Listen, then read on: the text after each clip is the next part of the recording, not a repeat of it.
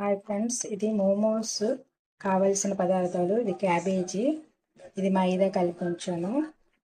ఇదేమో చట్నీకి మిరపకాయలు నానబెట్టి ఉంచాను ఫ్రెండ్స్. ఇందులో కొంచెం జీరా పౌడరు వేసుకోవాలి, సాల్ట్ వేసుకోవాలి, కొంచెము సాల్ట్ వేసుకోవాలి దీంట్లో. తర్వాత చిల్లీ కొంచెం లైట్గా వేసుకోండి. ఇవన్నిటిని బాగా మిక్స్ చేసి ఇప్పుడు తయారు చేసుకోవాలి. మోమో చేస్తున్నాను ఫ్రెండ్స్. ఇప్పుడు మోమోలో ఇలా టప్పింగ్ పెట్టేసి ఈ కజ్జికాయల్లో ఇలా ఇది పెట్టేసి ఇలాగా చేసుకుంటున్నాము.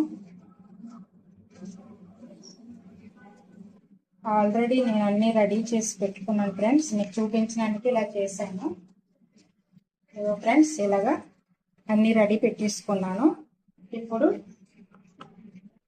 ఇప్పుడు మోమోస్ ఇది దీనికి ఆయిల్ రాసి దీనిలో ఈ మోమోస్ అన్నీ ఇలాగా పెట్టేసుకోవాలి ఫ్రెండ్స్. ఇడ్లీలు మనం పెడతాం కదా, సేమ్ అలాగే ప్రాసెస్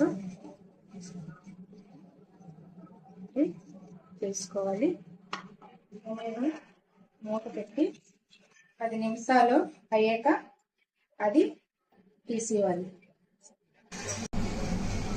10 నిమిషాలు అయ్యాక ఇలా రెడీ అయ్యాయి ఫ్రెండ్స్ మోమోస్ సర్వ్ చేసుకోవడానికి.